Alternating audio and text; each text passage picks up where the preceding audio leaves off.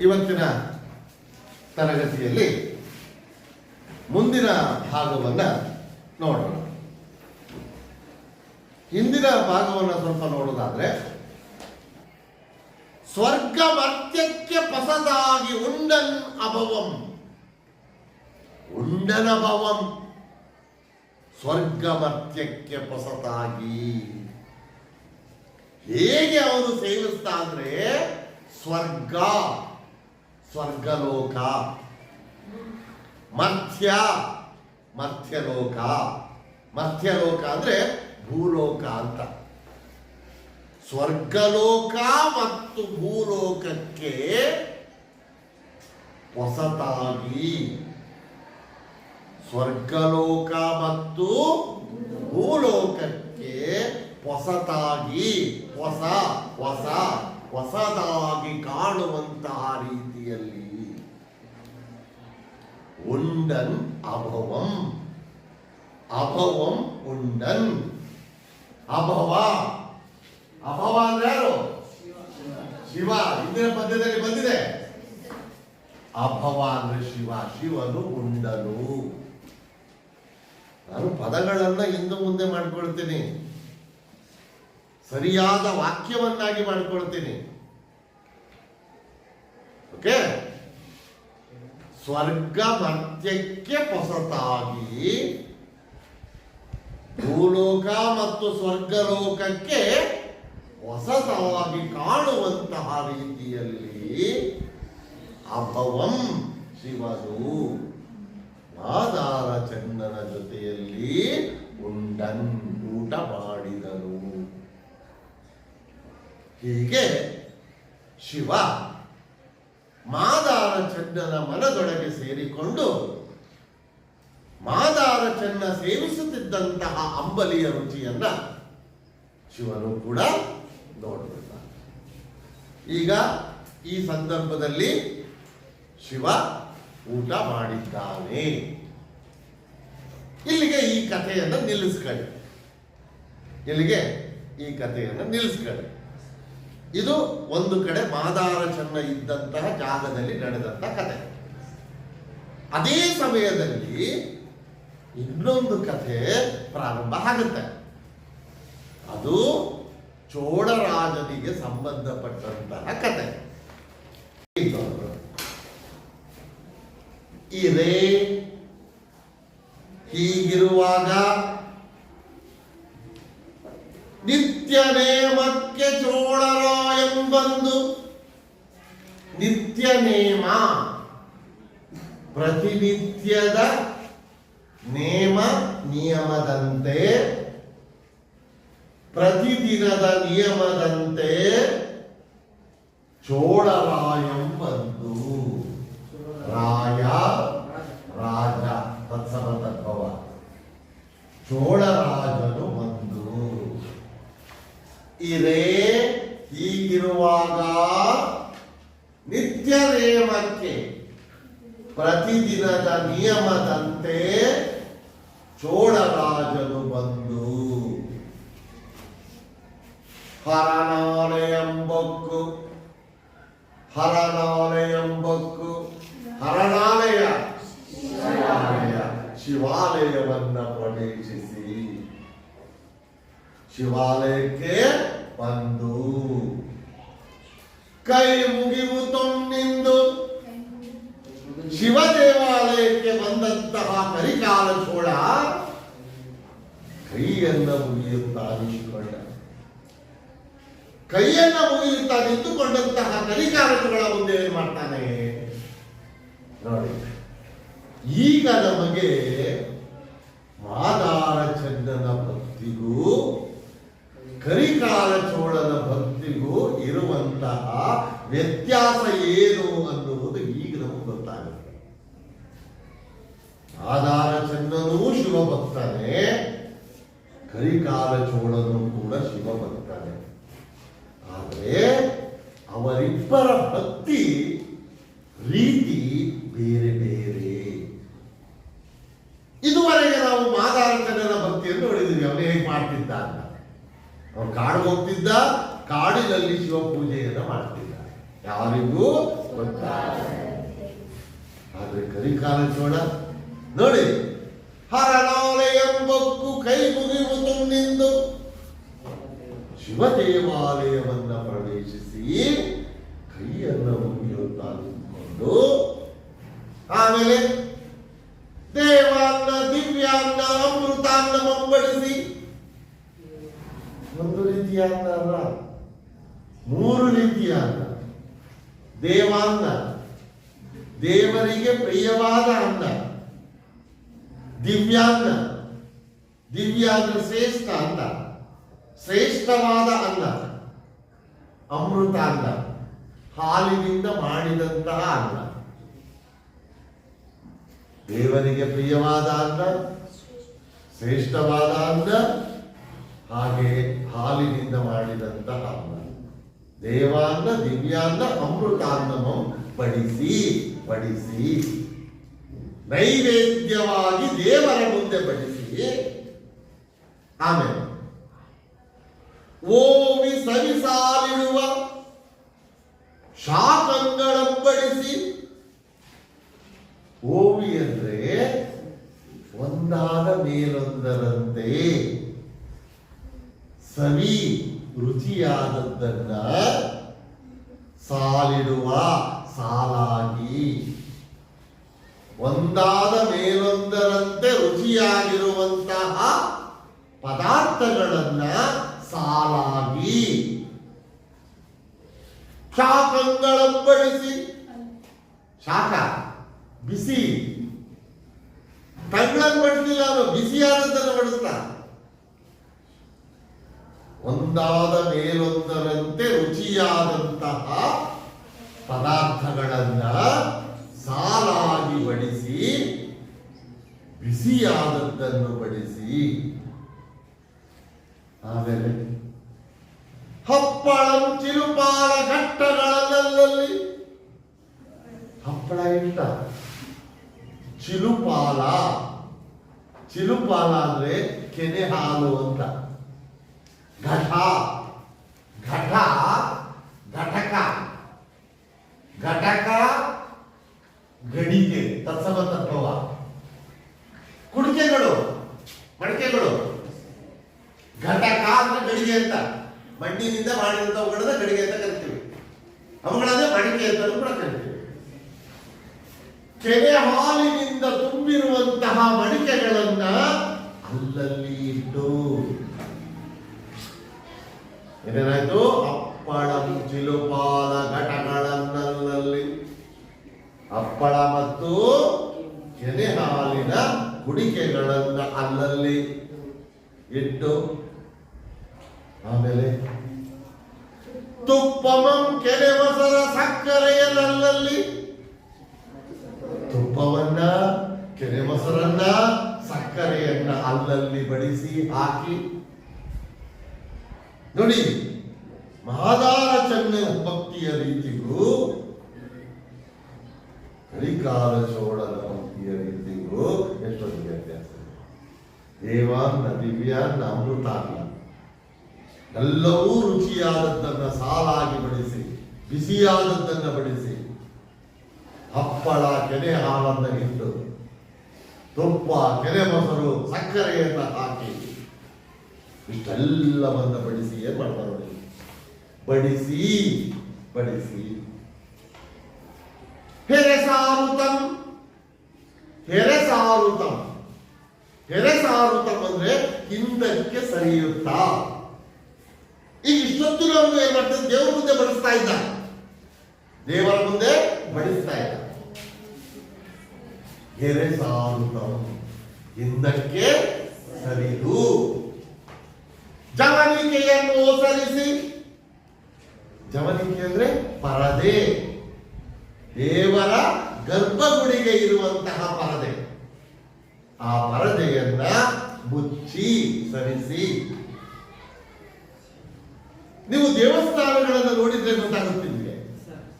ದೇವಸ್ಥಾನಗಳಲ್ಲಿ ಪೂಜೆ ಮಾಡುವಾಗ, ಅಭಿಷೇಕ ಮಾಡುವಾಗ ನೈವೇದ್ಯವನ್ನ ಮುಂದಕ್ಕೆ ಬಡಿಸಿ ಪೂಜೆ ಮಾಡಿ ಪರದೆಯನ್ನು ಮುಚ್ಚಿಕೊಂಡು ಪೂಜಾರಿಗಳು ಹೊರಗೆ ಬರ್ತಾರೆ.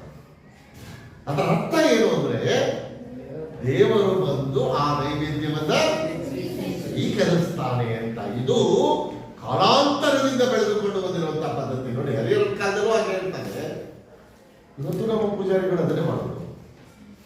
ಹಾಗಾಗಿ ಕರಿಕಾಲ ಚೋಳ ಏನ್ ಮಾಡ್ದ, ಹಿಂದಕ್ಕೆ ಸರಿದು ಎರೆಸಾವೃತ ಜವನಿಕೆಯನ್ನು ಪರದೆಯನ್ನ ಸರಿಸಿದ. ಸರಿಸಿ ಏನ್ ಹೇಳ್ದ, ಮೃಡನೆ ಮೃಡನೆ, ಮೃಡ ಅಂದ್ರೆ ಶಿವ ಅಲ್ಲ, ಶಿವನೇ ಆರೈ ಎಂದು ನನವಿಂ ನಮಸ್ಕರಿಸಿ, ಆರೈ ಸೇವಿಸು ಸೇವಿಸು. ಹಾರೈಸೋದ್ರೆ ನೀವು ಹೇಳಿದ್ರಲ್ಲ, ಈ ಹಾರೈಸುತ್ತಳವ ಕನ್ಫ್ಯೂಸ್ ಮಾಡ್ಕೋಬೇಡಿ. ಈ ಹಾರೈಸು ಅಂದ್ರೆ ಆಶೀರ್ವಾದ ಮಾಡಪ್ಪ ಅಂತ, ಇದು ಈ ಆ, ಓಕೆನಾ? ಆರೈ ಎಂದು ಎಂದು ಸೇವಿಸು ಎಂದು, ಮೃಡನೇ ಆರೈ ಎಂದು, ಶಿವನೇ ಸೇವಿಸು ಎಂದು, ನಲವಿಂ ನಮಸ್ಕರಿಸಿ, ನಲವಿಂ ಪ್ರೀತಿಯಿಂದ, ನಲವು ನಲಿವು ಸಂತೋಷದಿಂದ ನಮಸ್ಕರಿಸಿ ನಿಂತುಕೊಂಡ. ಪರದೆಯನ್ನು ಸರಿಸಿದನೆ, ಹಿಂದಕ್ಕೆ ಸರಿದಿದ್ದಾನೆ. ಶಿವನೇ ನೀನು ಸೇವಿಸು ಎಂದು ನಮಸ್ಕಾರವನ್ನ ಮಾಡಿ ಕರಿಕಾಲ ಚೋಳ ನಿಂತಿದ. ಆದ್ರೆ ಇವತ್ತೇನಾಗಿದೆ ಕಥೆ, ಶಿವ ಮಾದಾರ ಕಣ್ಣನ ಜೊತೆಯಲ್ಲಿ ಅಂಬಲಿಯನ್ನ ಕುಡಿದು ಬಿಟ್ಟಿದ್ದಾನೆ, ಹೊಟ್ಟೆಯನ್ನ ತುಂಬಿಸ್ಕೊಂಡಿದ್ದಾನೆ. ಹಾಗಾಗಿ ಇವತ್ತು ಶಿವನಿಗೆ ಹಸಿವಿಲ್ಲ. ಶಿವನಿಗೆ ಹಸಿವಿಲ್ಲದೆ ಇರುವುದರಿಂದ ಶಿವ ಕರಿಕಾಲ ಚೋಳಗಿಟ್ಟಿರುವಂತಹ ಆ ನೈವೇದ್ಯವನ್ನು ಹೇಗೆ ಸ್ವೀಕರಿಸ್ತಾನೆ ನೋಡಿ ಮುಂದಿನ ಸಾಲ. ಹರನಲ್ಲಿ ಹರನು ಅಲ್ಲಿ, ಶಿವನು ಅಲ್ಲಿ. ಏನುವಂ ಏನುವಂ ಏನನ್ನು ಮುಟ್ಟದೆ ಆರೈಯದಿರೆ, ಮುಟ್ಲೂ ಇಲ್ಲ ಸೇವಿಸಲೂ ಇಲ್ಲ. ಆರೈ ಸೇವಿಸು. ಹರನಲ್ಲಿ ಏನುವಂ ಶಿವನಲ್ಲಿ ಏನನ್ನು ಮುಟ್ಟದೆ ಆರೈಯದಿರೆ, ಮುಟ್ಟದೆ ಸೇವಿಸದೆ ಇರುವಾಗ. ಶಿವ ಅಲ್ಲಿ ಏನನ್ನೂ ಸೇವಿಸಲಿಲ್ಲ, ಏನನ್ನೂ ಮುಟ್ಟಲೂ ಇಲ್ಲ. ಹೀಗಿರುವಾಗ ಪರಿಕಿಸದೆ ವಾಸಿಸದೆ ಲೆಕ್ಕಿಸದೆ ಸುಮ್ಮನಿರೆ. ಶಿವ ಕರಿಕಾಲ ಚೋಳನನ್ನ ಒಂದೇ ಒಂದು ಪರೀಕ್ಷೆಯನ್ನು ಮಾಡಲಿಲ್ಲ. ಕೊನೆಯ ಪಕ್ಷ ಗರ್ಭಗುಡಿಯಲ್ಲೂ ವಾಸ ಮಾಡಿಲ್ಲ. ಈಗ ಎಲ್ಲಿದ್ದಾನೆ ಶಿವ? ಮಾದಾರ ಜನರ ಜೊತೆಯಲ್ಲಿದ್ದಾನೆ, ಗರ್ಭಗುಡಿಯಲ್ಲೂ ಇಲ್ಲ. ಇಷ್ಟೆಲ್ಲ ನೈವೇದ್ಯವನ್ನು ತಂದಿರುವಂತಹ ಕರಿಕಾಲ ಚೋಳನನ್ನ ಲೆಕ್ಕಕ್ಕೂ ತಗೊಳ್ಳಿಲ್ಲ. ಶಿವ ಸುಮ್ಮನಿದ್ದಾನೆ, ಪರಿಕಿಸದೆ ವಾಸಿಸದೆ ಲೆಕ್ಕಿಸದೆ ಸುಮ್ಮನಿದೆ. ಪರೀಕ್ಷೆನೂ ಮಾಡಲಿಲ್ಲ, ಗರ್ಭಗುಡಿಯಲ್ಲೂ ಉಳ್ಕೊಳ್ಳಿಲ್ಲ, ಕರಿಕಾಲ ಚೋಳನ ಶ್ರಮವನ್ನೂ ಕೂಡ ಲೆಕ್ಕಿಸಲಿಲ್ಲ. ಶಿವ ಮಾತ್ರ ಏನೂ ಮಾತನಾಡದೆ ಸುಮ್ಮನಿದ್ದಾನೆ. ಹೀಗಿರುವಾಗ ಕರಿಕಾಲ ಚೋಳ ಏನ್ ಮಾಡ್ದ? ತೊಟ್ಟನ್ ತೊಟ್ಟನ್ ಆ ಜಮನಿಕೆಯನ್ನು ಸರಿಸಿ ಕಾಣುತ್ತ. ತೊಟ್ಟನ್ ಅಂದ್ರೆ ತಕ್ಷಣ ಏನ್ ಮಾಡ್ದ? ಆ ಜಮನಿಕೆಯನ್ನು ಸರಿಸಿ, ಆ ಪರದೆಯನ್ನ ಸರಿಸಿ ಕಾಣುತ್ತ ನೋಡ್ತಾನೆ.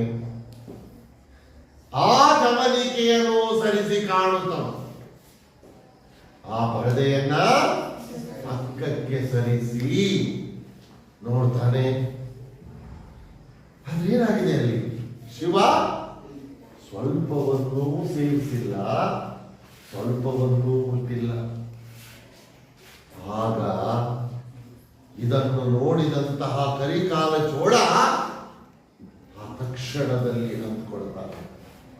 ಏನಂದ್ಕೊಳ್ತಾನೆ ನೋಡಿ, ಕೆಟ್ಟನ್ ಕೆಟ್ಟನ್ ಕೆಟ್ಟನಾನು ಇಂತೇಕಾಯಿತು ಎನ್ನುತ್ತಲ್.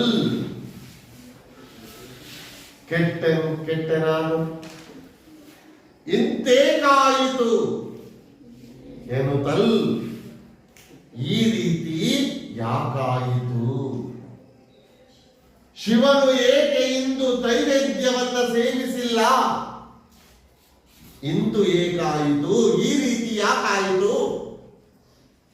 ಕೆಟ್ಟನಲ್ಲ ಕೆಟ್ಟನಲ್ಲ ಎನ್ನುತ್ತಲ್ ಎಂದುಕೊಳ್ಳುತ್ತಾ. ಅಲ್ಲಿ ಪದ ಸರಿಪಡಿಸ್ಕೋಬೇಕು. ಕೆಟ್ಟನ್ ಇಂತೇಕಾಯಿತು ಎನ್ನುತ್ತಲ್ ಉರವಣಿಸಿ. ಕೆಟ್ಟನ್ ಇಂತು ಏಕಾಯಿತು ಎನ್ನುತ್ತಲ್ ಉರವಣಿಸಿ. ಕೆಟ್ಟನಲ್ಲ. ಈ ರೀತಿ ಯಾಕಾಯಿತು? ಶಿವ ಯಾಕೆ ಇವತ್ತು ಆಹಾರವನ್ನು ಸೇವನೆ ಮಾಡಿಲ್ಲ ಎಂದುಕೊಳ್ಳುತ್ತಾ ಉರವಣಿಸುತ್ತು.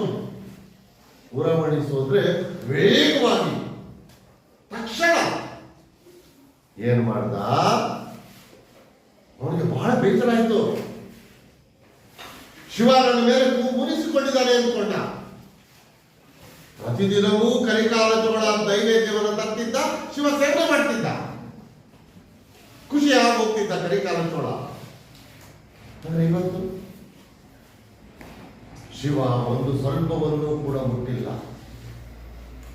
ಇಂತ ಏಕಾಯಿತು, ಹೀಗೆ ಯಾಕಾಯಿತು ಅಂದುಕೊಳ್ಳುತ್ತಾ ಉರವಣಿಸಿ ವೇಗವಾಗಿ ತಕ್ಷಣ ಏನ್ ಮಾಡ್ದ? ಕಿತ್ತಲಗನೆತ್ತಿಕೊಂಡಮ್ಮಮ್ಮ. ಬಹಳ ಚೆನ್ನಾಗಿದೆ ವಾಕ್ಯ. ಕಿತ್ತಲಗನ್, ಅಲಗು. ಅಲಗು ಅಂತ ಹೇಳಿದ್ರೆ ಕತ್ತಿ ಅಂತ. ಕಿತ್ತಲಗನ್, ಕತ್ತಿಯನ್ನ ಕಿತ್ತುಕೊಂಡು ದೇವಾಲಯಕ್ಕೆ ಕರಿಕಾಲ ಚೋಳನೊಬ್ಬನೇ ಬಂದಿಲ್ಲ, ಇಡೀ ತನ್ನ ಪರಿವಾರವನ್ನು ಕರ್ಕೊಂಡು ಬಂದಿದ್ದಾನೆ.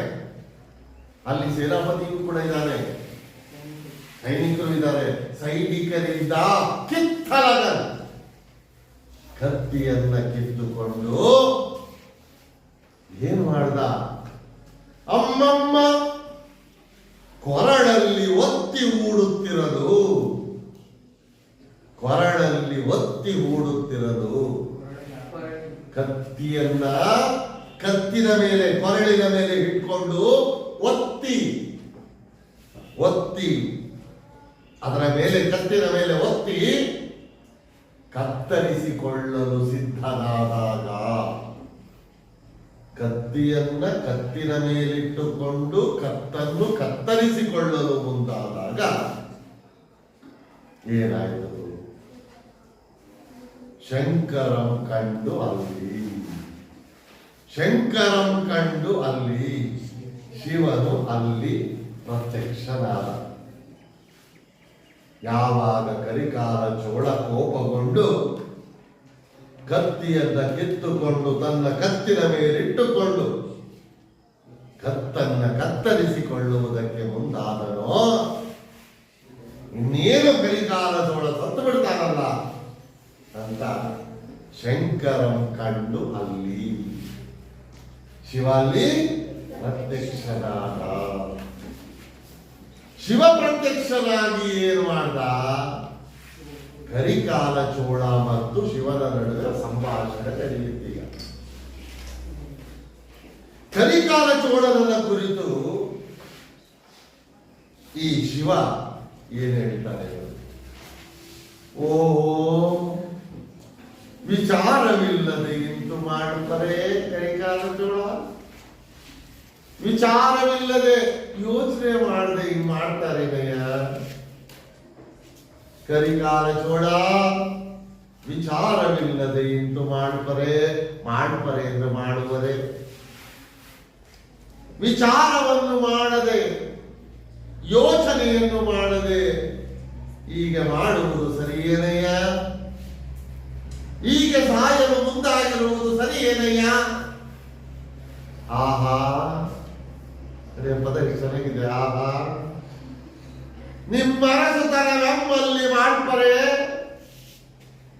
ನಿಮ್ಮ ಅರಸುತನವೆಂಬಲ್ಲಿ ಮಾಡ್ಪರೆ, ನಿಮ್ಮ ಅರಸುತನವನ್ನ ಎಂಬಲ್ಲಿ ನಮ್ಮಲ್ಲಿ ಮಾಡುವುದು ಸರಿಯೇ? ಅರಸುತನ ಅಂದ್ರೆ ಏನು?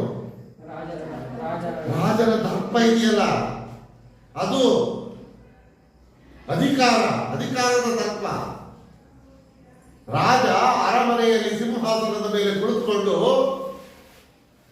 ಯಾರಲ್ಲಿ ಅಂದ್ರೆ 10 ಜನ ಬರ್ತಾರೆ, ಅಪ್ಪಣೆ ಆಗ್ಲಿ ಅಂತ ಒಂದು ಚಪ್ಪಾಳೆ ತಟ್ಟಿದ್ರೆ ಸಾಕು 10 ಜನ ಓಡಿ ಬರ್ತಾರೆ. ರಾಜ ಹತ್ರಕ್ಕೆ ಹೋಗಲ್ಲ, ರಾಜನ ಹತ್ರಕ್ಕೆ ಬರ್ತಾರೆ ಅವರೆಲ್ಲ. ಆ ದರ್ಪವನ್ನ ಅದನ್ನು ನಾವು ಅರಸುತನ ಅಂತ ಕರಿತೇವೆ, ರಾಜನ ದರ್ಪ ಅಂತ ಕರಿತೇವೆ. ಅದನ್ನೇ ವಿಶ್ವಕ್ಕೆ ಹೇಳ್ತಾ ಇರೋದು. ನಿಮ್ಮ ಅರಸುತನದ ದರ್ಪವನ್ನ ಎಂಬಲ್ಲಿ ಮಾಡ್ತಾರೆ. ನನ್ನಲ್ಲಿ ಮಾಡೋ ಸರಿ ಏನೆಯಾ? ನನಗಿಂತ ದೊಡ್ಡವನ ನನ್ನಲ್ಲಿ ನಿನ್ನ ಅರಸುತನದ ದರ್ಪವನ್ನು ತೋರಿಸೋದು ಸರಿನಾ ಹೇಳಿ ಈಗ ಹೇಳ್ತಾರೆ. ಕಂಡಯ್ಯ ಚೋಡ, ನೋಡಯ್ಯ ಚೋಡ, ನಿನಗಿನಿತು ಸೈರಣೆ ಇಲ್ಲ. ಸೈರಣೆ ಅಂದ್ರೆ ತಾಳ್ಮೆ ಅಂತ. ನೋಡಪ್ಪ, ನಿನಗೆ ಇನಿತು ಸ್ವಲ್ಪವೂ ತಾಳ್ಮೆ ಇಲ್ಲ ಕಡೆಯ.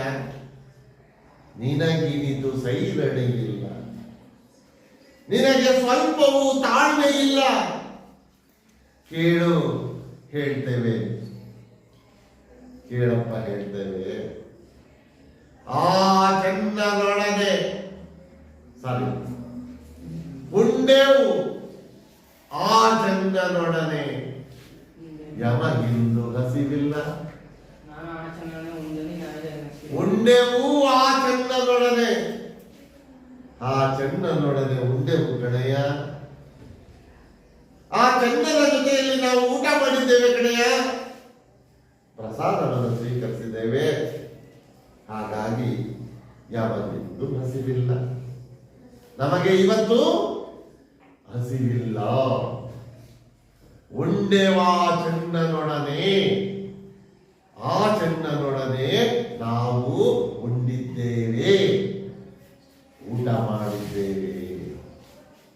ಆದ್ದರಿಂದ ನಮಗೆ ಇವತ್ತು ಹಸಿವಿಲ್ಲ ಎಂದು ಹೇಳಿ ಅಂಬಲಿಯನ್ನ ಕುರಿತು ಮಾತಾಡ್ತಾರೆ ನೋಡಿ. ಕೇಳು ಅಂಬ ಕಳದ ಸವಿಯದನ್ ಏನೆಂದಪೆಂ. ಕೇಳು ಅಂಬ ಕಳದ ರುಚಿಯದನ್ ಸವಿಯದನ್, ಅಂಬಲಿಯ ರುಚಿಯನ್ನ ಏನೆಂದೆಪೆಂ, ಏನಂತ ವರ್ಣಿಸಲಿ? ಏನೆಂದು ವರ್ಣಿಸಲಾಗದಂತಹ ರೀತಿಯಲ್ಲಿ, ಏನೆಂದು ವರ್ಣಿಸಲಾಗದಂತಹ ರೀತಿಯಲ್ಲಿ ಅಂಬ ಕಳದ ರುಚಿ ಇತ್ತು ಕಣಯ್ಯ, ಅಂಬಲಿಯ ರುಚಿ ಇತ್ತು ಕಣಯ್ಯ ಅಂತ ಶಿವ ಚೋಳನಿಗೆ ಹೇಳುವಾಗ ಸುತ್ತಲೂ ಇದ್ರಲ್ಲ ಪರಿವಾರದವರು, ಸೈನಿಕರಿದ್ರು, ಅರಮನೆಯವರಿದ್ರು, ಎಲ್ಲರೂ ಇದ್ರು. ಅವರೇನ್ ಮಾಡೋದು? ಚೋಳಾದಿಗಳು ಪಡೆಯ ಏನೆಂದು ಬಣ್ಣಿದರು. ಚೋಳಾದಿಗಳು ಅಂದ್ರೆ ಚೋಳನ ಜೊತೆಯಲ್ಲಿ ಬಂದಿದ್ದಂತಹ ಪರಿವಾರದವರು. ಪಡೆಯ ಪಡೆ ಪಡೆ ಅನ್ನೋ ಪದವನ್ನ ನಾನರ್ಥ ಕೇಳ್ತಾರೆ. ಒಂದು ಅರ್ಥ ಸೈನ್ಯ, ಇನ್ನೊಂದು ಅರ್ಥ ಸ್ವೀಕರಿಸಿ. ಇಲ್ಲಿ ಸೈನ್ಯ ಅಂತ ತರಬೇಕು. ಚೋಳಾದಿಗಳು ಪಡೆಯ ಏನೆಂದು ಪಂಡಿತ. ಚೋಳನ ಜೊತೆಯಲ್ಲಿ ಬಂದಿದ್ದಂತಹ ಪರಿವಾರದವರು ಹಾಗೂ ಸೈನಿಕರು ಏನೆಂದು ಪಂಡಿತರು, ಏನೆಂದು ವರ್ಣಿಸಲಾಗದಂತಹ ರೀತಿಯಲ್ಲಿ ಶಿವ ಕರಿಕಾಲ ಚೋಳನ ಜೊತೆಯಲ್ಲಿ ಮಾತಾಡಿದ್ದಾರೆ. ಹೀಗೆ ಮಾತನಾಡುತ್ತ ಶಿವ ಏನ್ ಮಾಡ್ದ, ಎಂದು ಶಿವನ್ ಎಂದು ಹೇಳಿ ಶಿವ ಆ ಲಿಂಗದೊಳು ಪುಗುರು ಕಾಣುತ್ತಂ. ಆ ಲಿಂಗದೊಳು ಪುಗುರು ಕಾಣುತ್ತಂ. ಪುಗುರು ಅಂದ್ರೆ ಪ್ರವೇಶಿಸುವುದನ್ನು ನೋಡುತ್ತಾ. ಆ ಲಿಂಗದೊಳಗೆ ಹೊರಟದವನು. ಲಿಂಗದೊಳಗೆ ಪುಗುಲ್ ಪ್ರವೇಶಿಸುವುದನ್ನ ನೋಡುತ್ತಾ ಕಾಣುತ್ತಾ. ನಿಂದು ಚೋಳಂ ನಿಂದು ಚೋಳಂ. ಶಿವ ಈಗ ಲಿಂಗದೊಳಗೆ ಹೋಗ್ಬಿಟ್ಟ, ಕಣ್ಮರೆ ಆಗೋಣ. ಇದನ್ನೆಲ್ಲವನ್ನು ನಿಂತು ನೋಡಿದಂತಹ ಚೋಳ ಎಲ್ಲವನ್ನ ನೋಡಿದ್ದಾನೆ. ನಿಂತು ಚೋಳ ನಿಂದು ಚೋಳ ಕೌತುಕಂ ಮಿಕ್ಕು ನೋಡುತ್ತವು. ಅತಿಯಾದ ಆಶ್ಚರ್ಯದಿಂದ, ಕೌತುಕ ಅಂದ್ರೆ ಆಶ್ಚರ್ಯ, ಮಿಕ್ಕು ಅಂದ್ರೆ ಅತಿಯಾದ ಆಶ್ಚರ್ಯದಿಂದ ನೋಡ್ತಿದ್ದಾನೆ. ಇದುವರೆಗೆ ಕರಿಕಾಲ ಚೋಳದಲ್ಲಿ ಒಂದು ಸಣ್ಣ ಅಹಂಕಾರ ಇತ್ತು. ನಾನು ರಾಜ, ನಾನು ತಂದಿರುವಂತಹ ಈ ನೈವೇದ್ಯವನ್ನ ಶಿವ ಸೇವನೆ ಮಾಡಲೇಬೇಕು ಅನ್ನುವಂತಹ ಒಂದು ಅಹಂ ಇತ್ತು. ಈಗ ಶಿವ ಏನ್ ಹೇಳಿದ್ದಾನೆ, ನಾನು ಆಧಾರ ಚಂದನ ಜೊತೆಯಲ್ಲಿ ಹೊಂದಿದ್ದೇನೆ ಅಂತ ಹೇಳಿದ್ದಾನೆ. ಯಮಗಿಂದು ಹಸಿವಿಲ್ಲ ಅಂದಿದ್ದಾನೆ. ಈ ಕರಿಕಾಲ ಚೋಳನಿಗೆ ಆಶ್ಚರ್ಯ, ಕೌತುಕಮ್ಮಿಕ್ಕು ನೋಡುತ್ತವ. ಹಾಗಾದರೆ ನನ್ನ ಈ ರಾಜ್ಯದಲ್ಲಿ ನನಗಿಂತ ಶ್ರೇಷ್ಠನಾಗಿರುವವನು ಯಾರು ಎಂದು ಆಶ್ಚರ್ಯದಿಂದ ನೋಡುತ್ತಾ ಆಮೇಲೆ ಬೆರಗಾಗಿ ಬೆಂಡಾಗಿ ಚಂದನಂ ಚಿಂತಿಸುತ್ತೆ. ಬೆರಗಾಗಿ ಬೆಂಡಾಗಿ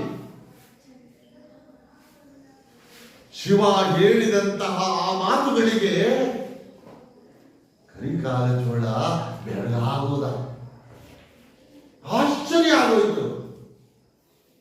ಬೆಂಡಾದ, ತಲೆ ತಗ್ಗಿಸಿದ. ರಾಜ ಯಾವತ್ತೂ ಕೂಡ ಯಾರಿಗೂ ಕೂಡ ತಲೆ ತಗ್ಗಿಸೋದಿಲ್ಲ. ಆದರೆ ಇವತ್ತು ಈ ಕ್ಷಣದಲ್ಲಿ ಅವನಿಗೆ ಅರಿವಾಯಿತು, ಓ ನನ್ನ ಈ ರಾಜ್ಯದಲ್ಲಿ ನನಗಿಂತಲೂ ಶ್ರೇಷ್ಠನಾದ ಶಿವಭಕ್ತನೊಬ್ಬನಿದ್ದಾನೆ. ಕರಿಕಾಲ ಚೋಳ ನನ್ನ ಈ ರಾಜ್ಯದಲ್ಲಿ ನನಗಿಂತ ಮಿಗಿಲಾದಂತಹ ಶಿವಭಕ್ತರಿಲ್ಲ ಅಂತ ಅಂದುಕೊಂಡಿದ್ದ. ಯಾವಾಗ ಶಿವ ಪ್ರತ್ಯಕ್ಷರಾಗಿ ಮಾದಾರ ಚಂದನ ಜೊತೆಯಲ್ಲಿ ಉಂಡಂತಹ ವಿಚಾರವನ್ನು ಹೇಳಿಕೊಂಡು ಆಗ ಅರಿವಾಯಿತು ಅವನಿಗೆ, ನನ್ನ ರಾಜ್ಯದಲ್ಲಿ ನನಗಿಂತ ಶ್ರೇಷ್ಠನಾದ ಒಬ್ಬ ಶಿವಭಕ್ತನಿದ್ದಾನೆ. ಹಾಗಾಗಿ ಕರಿಕಾಲ ಚೋಳ ಬೆರಗಾಗಿ ಬೆಂಡಾಗಿ ಚಂದನ ಚಿಂತಿಸುವುದು. ಬೆರಗಾದ ಬೆಂಡಾದ ಚಂದನ ಬಗ್ಗೆ ಚಿಂತಿಸುವುದಕ್ಕೆ ಪ್ರಾರಂಭಿಸಿದ. ಚಂದನ ಬಗ್ಗೆ ಚಿಂತಿಸುತ್ತಾ ಶಿವನ ಬಗ್ಗೆ ಹೀಗೆ ಹೇಳಿಕೊಳ್ತಾರೆ, ಕರೆಗೊರಳ ನಿಂತುಂಬರೇ. ಕರೆಗೊರಳ ಶಿವ, ಕಪ್ಪು ಕೊರಳನ್ನ ಹೊಂದಿರುವವನು ಶಿವ. ಹಾಗಾಗಿ ಅವನಿಗೆ ಕರೆಗೊರಳ ಅಂತ ಕರೆಯುತ್ತಾರೆ. ಕರೆಗೊರಳ ನಿಂತುಂಬರೇ, ಕಪ್ಪು ಕೊರಳನ್ನ ಹೊಂದಿರುವಂತಹ ಶಿವನು ಹೀಗೆ ಉಣ್ಣುವುದು ಸರಿಯೇ? ಇಂತುಂಬರೇ, ಹೀಗೆ ಉಣ್ಣುವುದು ಸರಿಯೇ? ಏನು ಅಂದ್ಕೊಂಡಿದ್ದ ಅವನು ಕರಿಕಾಲ ಚೋಳ ಅಂದ್ರೆ, ಶಿವ ರಾಜನಾದಂತಹ ನನ್ನ ಮನೆಯಲ್ಲಿ ಮಾತ್ರ ಊಟ ಮಾಡೋದು, ಕೆಳವರ್ಗದ ವ್ಯಕ್ತಿ ಬೆಂಕಿಯ ಮನೆಯಲ್ಲಿ ಶಿವ ಊಟ ಮಾಡೋದಿಲ್ಲ ಅಂತ ಅನ್ಕೊಂಡಿದ್ದ. ಅದಕ್ಕೆ ಈಗ ಹಿಂಗ ಅನ್ಕೊಂಡಿದ್ದಾನೆ, ಕರೆಗೊರಳ ನಿಂತುಂಬರೇ ಶಿವ ಈ ರೀತಿ ಉಣ್ಣುವುದು ಸರಿಯೇ ಎಂದು ಉರುಳಿಸುತ್ತೆ. ಉರುಳು ಅಂದ್ರೆ ಸ್ಪರ್ಧೆ, ಪೈಪೋಟಿ ಅಂತ, ಹೊಟ್ಟೆ ಕಿಚ್ಚು ಅಂತ. ಪೈಪೋಟಿಗಿಳಿಯುತ್ತಾ ಕರೆಗೊರಳ ನಿಂತುಂಬರೇ ಎಂದು ಉರುಳಿಸುತ್ತೆ. ಕಪ್ಪು ಕೊರಳನ್ನು ಹೊಂದಿರುವಂತಹ ಶಿವನು ಹೀಗೆ ಉಣ್ಣುವುದು ನ್ಯಾಯವೇ ಎಂದು ಪೈಪೋಟಿಗೆ ಇಳಿಯುತ್ತಾ ಏನ್ ಮಾಡ್ತಾನೆ ಅನ್ನೋದನ್ನ ಮುಂದಿನ ತರಗತಿಯಲ್ಲಿ ನೋಡೋಣ. ಅಲ್ಲಿಗೆ ನಿಲ್ಲಿಸೋಣ.